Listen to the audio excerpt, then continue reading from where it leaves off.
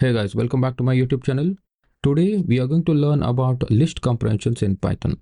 This is a powerful trick that makes your code shorter and faster. We'll start with the basics and see why normal for loops are not always great, and then we go through some examples from simple to advanced. I'll also teach you how to turn your traditional for loop into a powerful list comprehension. So by the end of this video, you will know how to use list comprehensions like a pro. Let's get started. Let's begin with how most people build list in Python using a for loop. Let's take an example. We want to build a list of squares of numbers. Say we are working with numbers from 0 to 9. So the goal is to get the square of each numbers. So traditionally we would do something like this. We would first take a squares is equal to an empty list, right? And we would run for x in range 10.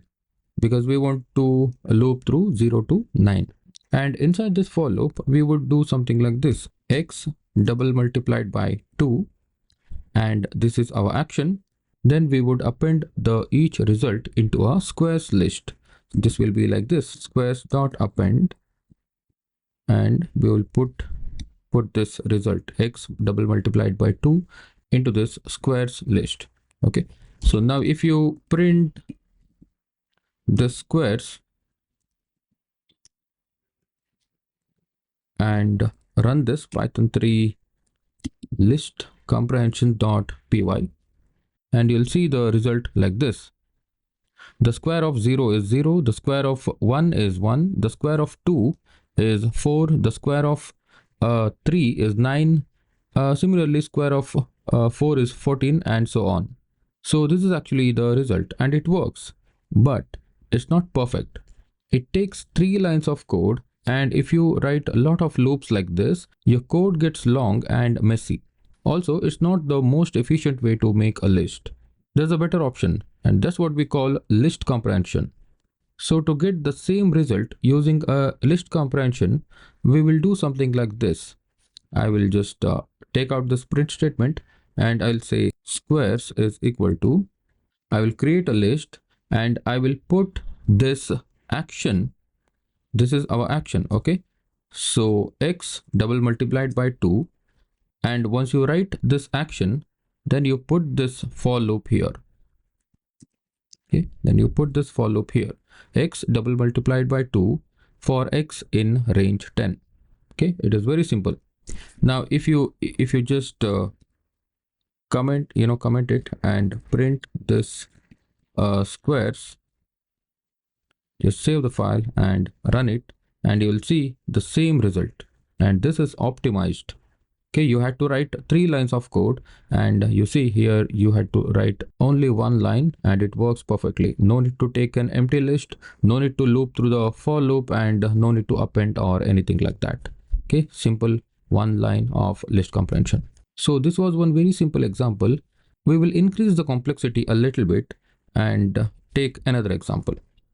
So in another example, we will filter even numbers from a range of numbers. Okay, so I'll first write the traditional loop, and then I will show you how we can turn that traditional loop into a list comprehension so that you can easily understand it, and also you can see how I'm turning the normal for loop or the traditional for loop into a list comprehension. Okay, so to filter even numbers from a range of numbers, then we would first take evens is equal to an empty list, just like the way how we took this squares, right? So again we will run for x in range maybe 10 again. Okay, you can take any number of range. So if you take 10, then that will be 0 to 9. Okay, 10 is not included. Okay, so to take out all the even numbers from 0 to 9, what I will do is I will say if x modulo 2 is equal to 0, then that is considered as the even number. If there is a remainder, then that will be odd number. Okay, so we are not explicitly doing anything with the odd number, so that's why if x modulo 2 is equal to 0, then we will simply append append it with the evens dot append then the action will be, we'll simply put that even number into a evens list. Okay. All right. So now if you just say print evens, and let me clear it and just run it, and you can see 0, 2, 4, 6, and 8. So these are the even numbers. But you see, we had to write 4 lines of code just to filter out the even numbers from a range of numbers, right? Now, to turn this for loop into a list comprehension, we can simply follow simple step. Okay, so I will again say even is equal to, I'll create a list, and first I will, I'll put the action that is X. Okay, and then I will just copy this for loop. Okay, I'll just copy this for loop, X space for X in range 10, and I'll again put one space, and then I will put this, I'll just copy this if condition here, and I'll put it here. Simple, that's it. So if you look at this like this, then of course this is confusing. X for X in range 10, if X modulo 2 is equal to 0, then of course this is confusing. But if you start writing like this, okay, put the X here, that is your, that is your result, or you can say action. And after that you give one space and put this whole for loop here, put it here, and after that, if that there is one if condition, right? So then you put, put that here. Okay, if you don't have any if condition, then this is your list comprehension. But if you have if condition, then put this if condition after the for loop, then that's done. Okay, now if you print the evens, just I'll just comment it out. Just want to see whether it gives me the same result as it is or not.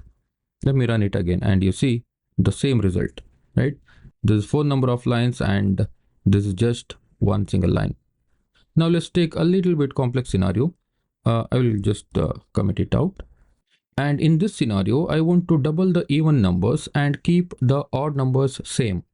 Okay, I repeat, we want to double the even numbers and keep the odd numbers same.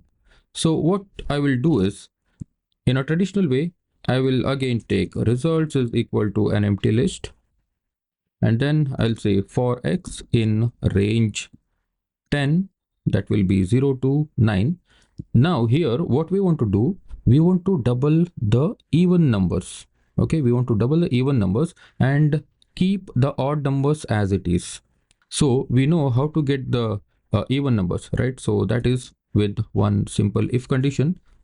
If X modulo 2 is equal to 0, then X is the even number. But we want to double this even number. That will be X multiplied by 2. Okay, so if it is 2 into 2, that's how you double the numbers. Okay, we want to now append it inside this results, right? So that will be results dot append, and this doubled number will be stored inside the results. Now another scenario is keep the odd numbers as it is or same, right? So that will be else case. In the else case, we want to simply say results dot append. We don't want to do anything here because we want to keep the odd numbers same. Okay, so in the else case, whatever number we are getting, that will be odd because this condition is going to be failed, right? So this is our 6 lines of for loop to double the even numbers and keep the odd numbers same using the traditional for loop. So before I turn it into the list comprehension, I just want to show you the result. Okay, so let me say print results, print result. Let me run it. Okay, so you can see 0 is 0 is 0, of course. 0 into 2 will be 0. 1 is as it is, 2 is doubled, 3 is as it is, and 8, I think 4 is doubled, 5 as it is, 6 doubled, and so on.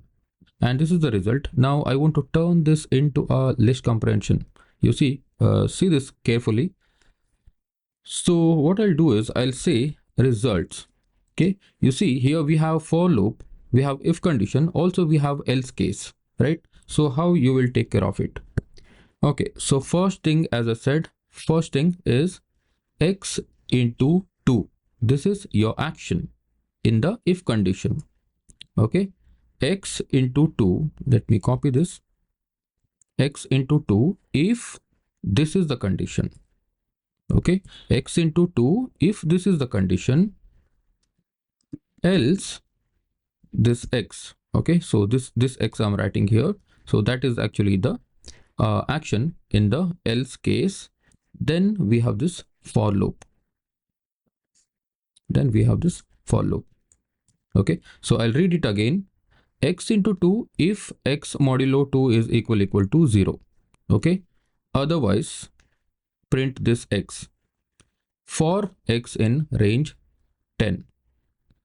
X into 2 if this is the condition, else x for this loop.